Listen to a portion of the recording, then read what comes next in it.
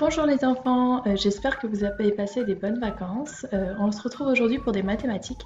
Donc aujourd'hui, on va comparer des nombres jusqu'à 999. Donc avant de faire ça, on va d'abord apprendre à mettre pause sur une vidéo parce que pendant cette vidéo, vous allez avoir besoin de mettre pause pour pouvoir faire des exercices. Donc je vais vous montrer ça. J'ai pris une vidéo sur YouTube. Donc comme vous êtes là, vous êtes sur YouTube. Et donc pour mettre pause, donc il va falloir appuyer sur ce petit bouton. Toujours tout savoir sur la Terre. Et pour Mais là, le petit bouton, il n'apparaît pas. Donc, il faut mettre le petit curseur sur la vidéo. Vous voyez, le curseur, c'est ce que je bouge. Et la barre apparaît. Et là, vous pouvez appuyer sur pause. Et reprendre la vidéo. Donc voilà, vous pouvez le faire avec la vidéo que vous êtes en train de regarder. Vous essayez de mettre pause et vous reprenez.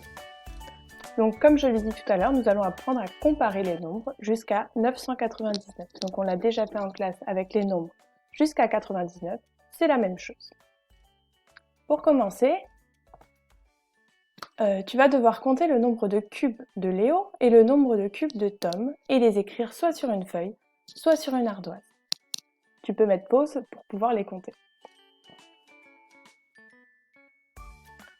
Une fois que tu as compté les nombres, il va falloir que tu dises qui en a le plus entre Tom et Léo. Voilà, nous avons vu que Léo avait 836 cubes et que Tom en avait 842. Donc pour savoir qui a le plus de cubes, il y a une technique. D'abord, il faut regarder le nombre de centaines.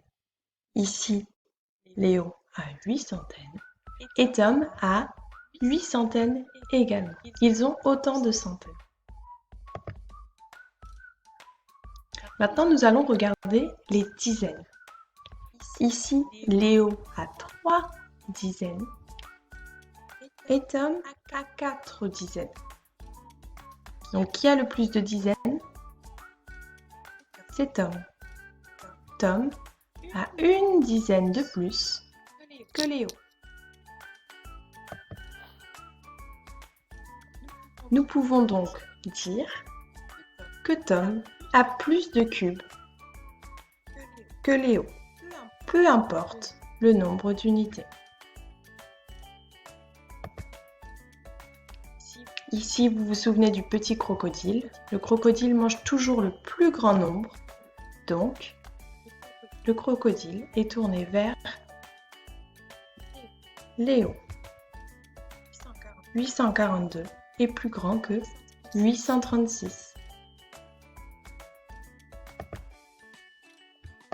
Donc maintenant que tu as bien compris, tu vas devoir faire la même chose pour les cubes de Louise et de Mila. Dans un premier temps, tu les comptes, tu les écris sur ton ardoise ou sur ta feuille, puis tu dis qui a le plus de cubes entre Louise et Mila. Allez, tu peux mettre pause.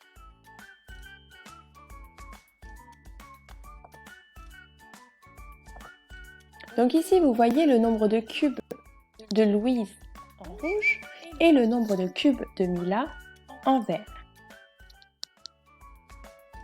Allez, lis ce nombre. Combien de cubes a Louise?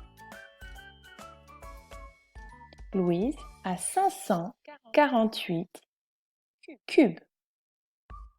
Combien de cubes a Mila? Lis ce nombre. Mila a 600, on lit le nombre de centaines, 12 cubes. Pour savoir qui a le plus de cubes, on regarde dans un premier temps le nombre de centaines de chaque nombre. Ici, Louise a 5 centaines. 1, 2, 3, 4, 5. Ici, Mila a 6 centaines. 1, 2, 3, 4, 5, 6. Mila a plus de centaines que Louise, donc Mila a plus de cubes que Louise. Peu importe son nombre de dizaines, peu importe son nombre d'unités. Elle a une centaine de plus, donc elle a plus de cubes. Ici, on voit donc bien que le cygne, le petit crocodile, si vous préférez, mange le nombre le plus grand et qu'il s'y mange 612. 612 est plus grand que 548.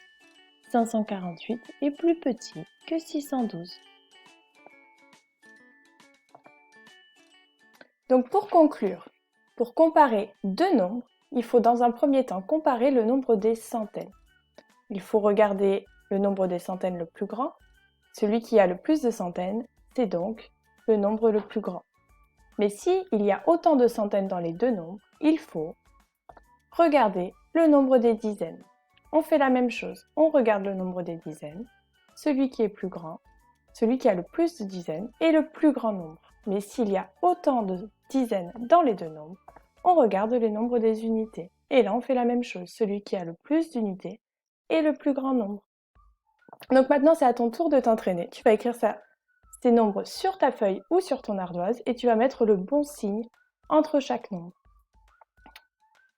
Regardez les signes qui sont là. Et tu mets le bon signe entre chaque nombre en regardant d'abord les centaines, puis les dizaines, puis les unités. Tu mets pause sur la vidéo et quand tu as terminé, tu pourras regarder la correction. Voilà la correction, j'espère que tu as bien compris. Tu vas pouvoir t'entraîner encore cette semaine. À très bientôt!